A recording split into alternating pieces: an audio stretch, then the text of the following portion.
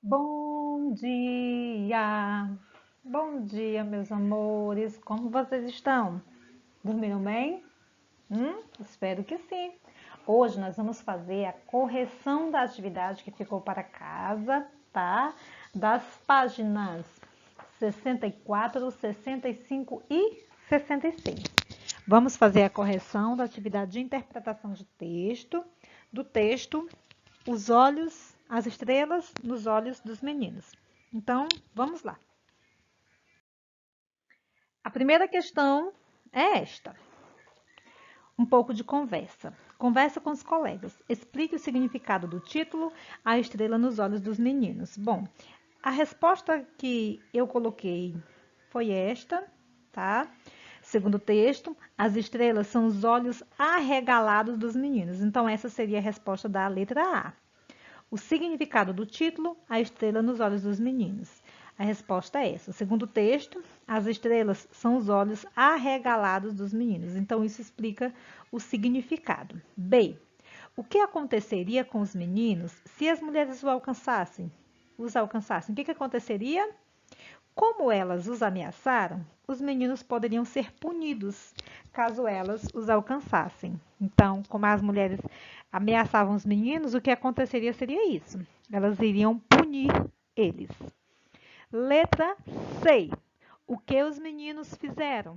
O que foi que os meninos fizeram? Eles roubaram os ovos de tartarugas. Foi isso que aconteceu. Os meninos roubaram os ovos. E por que, na letra D, por que que eles fizeram isso? Porque eles queriam comê-los sozinhos. Os meninos queriam comer os ovos sem ter que dividir com os outros. Tá certo? Você pode dar um pause no vídeo para fazer a correção. Mas lembre-se, é muito importante que você pegue o seu caderno, apague as respostas que estão erradas e corrija. Eu já vi as respostas de alguns e tem alguns que não está bem assim. Então, corrija, faça a correção da atividade, tá? Não é só para ver o vídeo por ver, não. Tem que fazer a correção, senão não vale a pena, tá certo? E a letra E, você conhece outro mito que explique o surgimento de um elemento da natureza? Bom, como a resposta é pessoal, ele pergunta se você conhece, eu não coloquei nenhuma resposta aqui. E aí você vai me dizer se sim ou se não. Se sim, você vai colocar aqui. Sim, eu conheço o mito tal. Se não, coloque apenas não, tá bom? Compreensão, fique sabendo. O que é um mito? Eu expliquei para vocês na aula passada, mas eu deixei esse trecho para nós relembrarmos o que é um mito. O mito é uma narrativa que procura explicar os acontecimentos da vida, os fatos históricos, o surgimento dos seres e das coisas. A ação e a reação das personagens produzem os acontecimentos que mantêm entre si uma relação de causa e de consequência. Vamos para a segunda questão. Os Bororos explicam o surgimento das estrelas por meio de. Eles explicam por meio de conhecimentos científicos ou eles explicam por meio de crenças do seu povo? Qual é a resposta correta? Crenças do seu povo. Na terceira questão, deve-se enumerar os acontecimentos na sequência correta. Então, o que aconteceu primeiro? O que aconteceu primeiro foi isso aqui, ó. Numa noite, os ovos de tartaruga desapareceram. Se você não colocou o número 1 aqui, apague e faça a correção, tá? Essa é a sequência correta. Isso é a situação inicial. Todo texto, toda narrativa, todo mito, ele tem uma sequência de acontecimentos. A situação inicial, ele tem um conflito, que é o problema que está acontecendo, que isso acontece nos parágrafos, no meio do texto, e tem o desfecho final, que geralmente acontece no último parágrafo, que é como se resolve o problema. Então, a primeira coisa que acontece dessas frases aqui é: numa noite, os ovos de tartaruga desapareceram. A frase número 2 é esta: o roubo dos ovos continuou por mais noites. A terceira frase: as mulheres viram os meninos roubarem os ovos. Quarta: as mulheres começaram a gritar e os meninos começaram a correr. Quinta: as mulheres foram atrás deles. Sexta: os meninos pediram ajuda ao beija-flor e subiram ao céu por um cipó. Sétima e última frase: os meninos cortaram o cipó e ficaram presos no céu, sem ter como descer. Essa é a sequência certa que deve estar enumerada no seu caderno, tá bom? Vamos para a página seguinte. Quarta questão. Releia. No entorno da aldeia era a escuridão e o mistério. O que vinha de lá era o pio da coruja, o miado da onça e o canto do jurutaí. Duas palavras nesse trecho justificam a criação do mito. Quais são essas palavras? Olha elas aqui. Escuridão e mistério. Essas são as palavras que devem ser escritas na quarta questão. Quinta. Leia esta frase observando as ações nela descritas.